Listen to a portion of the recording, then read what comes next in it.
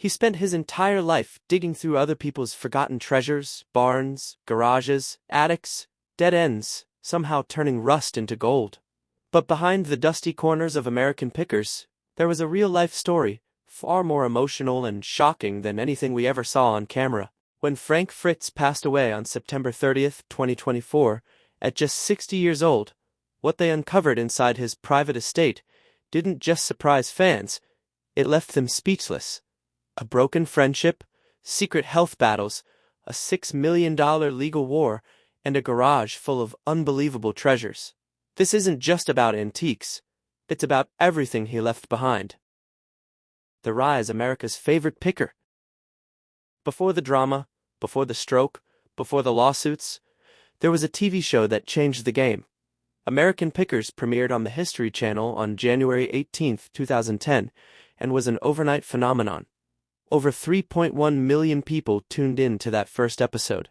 Remarkable for a show about two guys driving around in a white van, buying old stuff. The premise was simple. Mike Wolfe and Frank Fritz would roll up to barns and farms across rural America, sift through decades of junk, and walk away with objects that told forgotten stories. But it wasn't the antiques people fell in love with. It was them.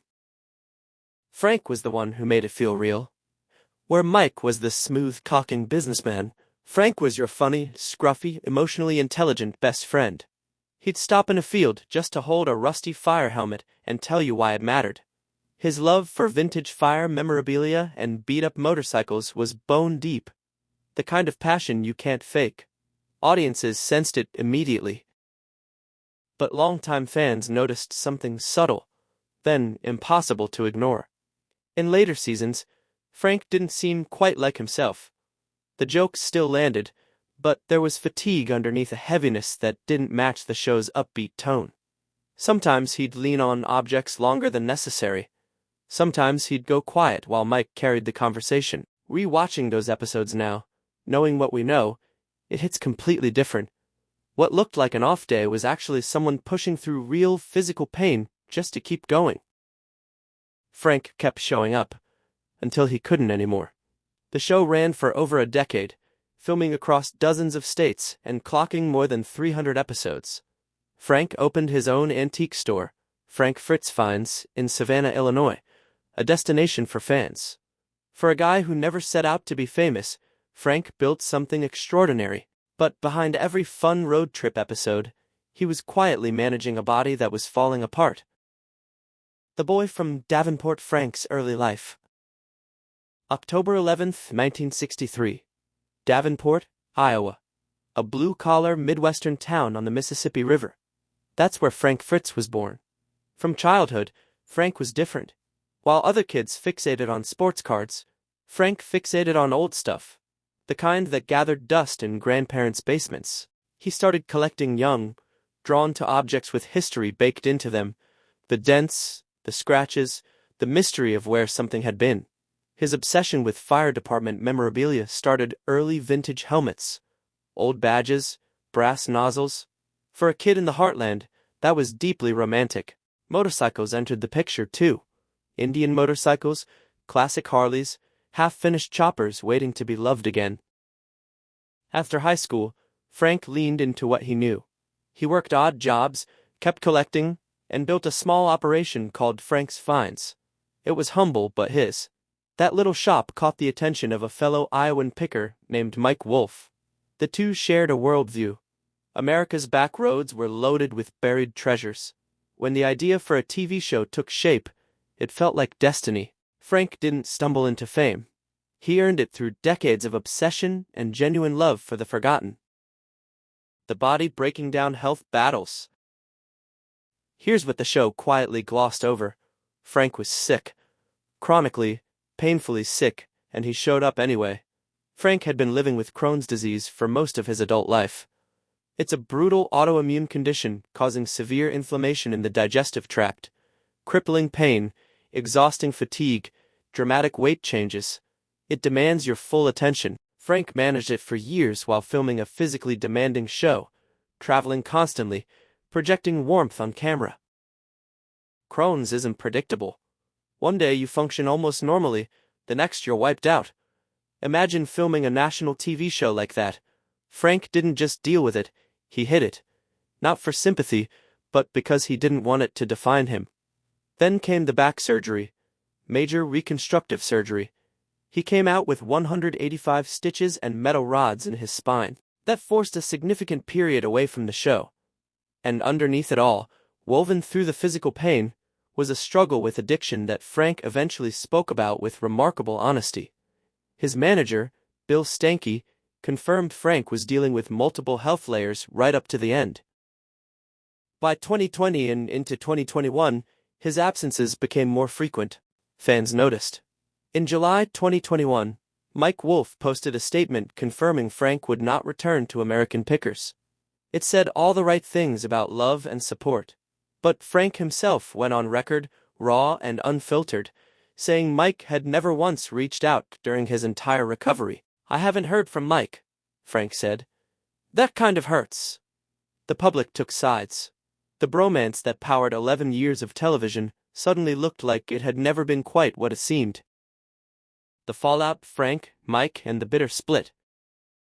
The Frank and Mike breakup was one of the messiest reality TV fallouts of that era. Mike's announcement was sympathetic. Frank's health, wishing him well. But Frank's version was dramatically different. He felt abandoned, not just pushed out of the show, but that the friendship cameras had broadcast into millions of living rooms had turned out to be less than real. Fans accused the network of using Frank's health struggles to phase him out. The optics were rough, and the fact that Mike allegedly hadn't reached out gave that accusation fuel. Just weeks before Frank's death, a bombshell report revealed the extent of Frank's isolation. Friends told the U.S. Sun that Frank felt erased by the network and that Mike had become a stranger. Yet, in a twist that broke fans' hearts, Mike later shared that in Frank's final days, he was by his side. He said he held Frank's hand and told him he loved him. The grudge didn't survive. The friendship did. In July 2022, Frank was at his farmhouse in Davenport when he suffered a massive stroke. He was alone. By the time help arrived, the damage was severe. He spent roughly a month in the hospital. The stroke devastated his ability to function independently, mobility, speech, decision-making. The man who spent decades picking through America's forgotten corners couldn't lift his own arm without it falling back down. Friends said he was frustrated. He knew exactly what he had lost. In August 2022, his loved ones filed for guardianship and conservatorship. The documents obtained by the U.S. Sun were blunt. Frank's decision-making capacity was so impaired, he couldn't care for himself. He needed 24-hour care. His friend Jerry Gendro described Frank's arm dropping back down after he lifted it, totally bedridden, his mind trapped in a body that no longer cooperated. Medical bills reportedly reached approximately $29,000 per month. Frank's health declined slowly but steadily over 2 years. He also suffered from aortic stenosis. His body was shutting down piece by piece. He died on September 30, 2024. He was 60 years old. The History Channel released a statement calling him a beloved member of their family. His last recorded words were pure Frank. "The past is never really gone. It's always with us, hiding in the shadows." The estate, $6 million, a contested will, and a garage full of ghosts. This is the part you came for. What exactly did they find inside Frank Fritz's world? Let's start with the garage. Before his stroke, Frank took photos showing rows of motorcycles packed into an outhouse on his Davenport property. Indian motorcycles, rare, sought after, the kind collectors chase across state lines. Classic Harleys in various states of restoration. Custom choppers, some finished, others frozen mid-project like he'd just stepped away and never came back. Each one represented a discovery, a negotiation, a road trip, and a handshake deal. But here's what stops you cold. Not everything was finished. Many bikes were mid-restoration tools nearby, parts carefully laid out, notes scribbled. It was like walking into a paused moment. Frank wasn't just collecting to own things, he was constantly working on them, bringing them back to life. It was about the process. That makes the question of what happens next even more emotional. Once those bikes are sold, that chapter is truly closed. Beyond the bikes, There's the broader antique collection, vintage signs, fire department memorabilia, all the accumulated artifacts of a lifetime spent picking. His store, Frank Fritz Finds, continued operating even after his stroke. Now all of it is part of an estate estimated at $6 million. But here's where things get very, very complicated. Frank's lawyer quietly filed his will with the court in October 2023, a year before his death, to keep it safe. After he died, a certificate was issued approving the will on October 18, 2024. Case closed, right? Wrong. On December 30, 2024, an attorney entered the case on behalf of a friend of Frank's. On February 3, 2025, that attorney filed a formal petition to set aside the will, entirely arguing it should be legally invalidated and demanding a trial. Then it got even messier. By late February 2025, Fox News confirmed that Frank's father, William Fritz, had filed a separate challenge through his own attorney. At 87 years old, William himself, dealing with health issues reported by the Davenport Dispatch, argued that the will, allegedly executed in 2023 while Frank was already under guardianship, was invalid. That Frank didn't have the mental capacity to sign it, and that the guardianship had prevented his father from having meaningful contact with him. Frank's father wants justice for his son, a family source told The Sun in March 2025. He believes Frank was taken advantage of when he was most vulnerable. Friends are divided. One person close to Frank insisted he was in his right mind when he signed. Another described him as totally bedridden in the months beforehand. The case files remain sealed. The public can't see what the will actually says, only that multiple parties are fighting hard to either preserve it or destroy it. And here's where this story connects directly to today's headlines.